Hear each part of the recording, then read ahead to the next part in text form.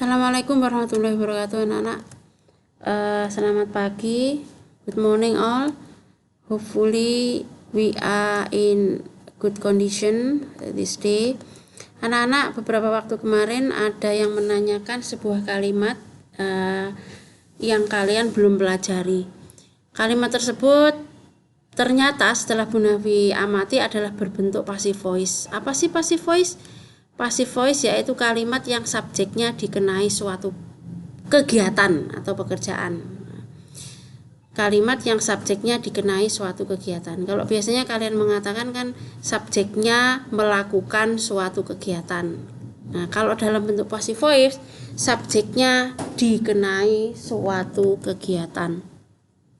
Ciri-cirinya adalah verbnya harus verb ketiga dalam bentuk verb ketiga.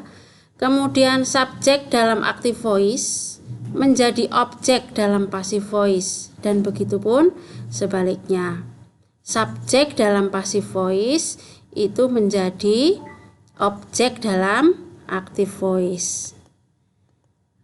Karena dalam bahasa Inggris itu ada 16 perubahan bentuk waktu anak-anak, susunan kalimat, maka passive voice ini pun juga harus menyesuaikan dengan susunan kalimatnya, kapan kalian melakukan suatu kegiatan tersebut. Yang pertama yaitu bentuk simple present tense. Active voice-nya tentunya kalian masih ingat, verbnya harus verb pertama, dan kalau subjeknya he, she, it, nama orang tunggal atau subjek tunggal, tentunya subjek ini harus diikuti oleh s atau es dan diikuti oleh objek. Nah, perubahannya dalam passive voice, susunan ini menjadi seperti ini anak-anak. Ada subjek diikuti oleh to be. Nah, ini yang tidak kalian temui dalam active voice. To be di sini dalam kalimat passive voice harus ada. Jadi harus ada to be dalam passive voice meskipun bentuk kalimatnya di situ ada kata kerjanya. To be-nya di sini yaitu SMA diikuti oleh verb ketiga, ini ciri khas dari passive voice tadi, diikuti oleh by dan objek. Contohnya ada seperti ini, sudah Bu Nafi susunkan. Ibu membeli daging. Active voice-nya adalah mother buys meat. Nah, bentuk passive voice-nya menjadi daging dibeli oleh ibu. Daging ini tadi adalah objek dari active voice, dia menjadi subjek dalam passive voice. Kemudian subjek dalam passive voice menjadi objek dalam subjek dalam active voice menjadi objek dalam passive voice. Meat is bought by my mother. Ini bought ini adalah bentuk ketiga, verb bentuk ketiga. Selanjutnya saya makan bakso, I eat bakso. Nah, bakso dimakan oleh saya. Bakso is eaten by me.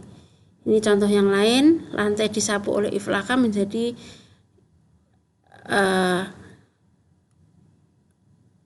the floor is swept by Iflaka. Swept ini adalah bentuk ketiga dari sweep. Berikutnya yang kedua adalah past tense.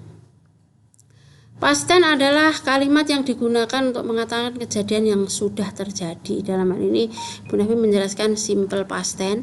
Active voice-nya seperti ini, kalian tentu masih ingat. Verb-nya adalah verb kedua. Nah, untuk passive voice-nya sama seperti simple present tadi, diikuti oleh to be. Yang membedakan adalah subjek diikuti oleh to be-nya was were, diikuti oleh verb bentuk ketiga dan objek. Ini adalah contoh-contohnya anak-anak. Nah, ini dia. Yuli memakai baju baru dipakai oleh Yuli. Yuli wore a new shirt yesterday, bentuk kedua. Bentuk ketiganya adalah worn. New shirt was worn by Yuli yesterday. Ibu membersihkan rumah baru kami 2 hari yang lalu. Rumah baru kami dibersihkan oleh ibu 2 hari yang lalu. Mother clean our new house 2 days ago menjadi my new house was cleaned. Clean ini adalah bentuk ketiga dari clean by my mom 2 days ago. Berikutnya bentuk yang berikutnya adalah present future, yaitu kalimat yang digunakan untuk mengatakan sesuatu yang baru akan terjadi anak-anak. yang khas dari present visual ada pada will. Ya, ingat-ingat anak-anak, active voice-nya adalah subject, will, dan diikuti oleh verb one, kemudian objek. Nah, bentuk passive voice-nya menjadi subject diikuti oleh will. Jangan lupa will harus diikuti oleh verb one. Kalau tidak diikuti oleh verb one, ada aturan-aturan tertentu anak-anak. Kalau passive voice dalam hal ini diikuti oleh be, diikuti verb ketiga, baru diikuti verb ketiga dan by plus objek. Contoh-contohnya, ayahku akan membeli rumah besar. Rumah besar akan dibeli oleh ayahku. My father will buy a big house. A big house will be bought by my father. Nah, ini contoh-contoh yang lain anak-anak. Abid akan mengambil buku itu. Buku itu akan diambil oleh Abid. That book will be taken by Abid. Taken ini bentuk per ketiga dari take. Nah, ini bentuk present continuous yang sudah kalian pelajari. Present continuous adalah kalimat yang digunakan untuk mengatakan kejadian yang sedang terjadi. Active voice-nya ada verb ing di situ yang menjadi ciri khas dari present continuous. Subjek to be diikuti oleh verb ing dan objek. Aturannya anak-anak, dalam passive voice subjek diikuti oleh to be dan diikuti oleh kata being, baru diikuti oleh verb bentuk ketiga, diikuti oleh by dan objek.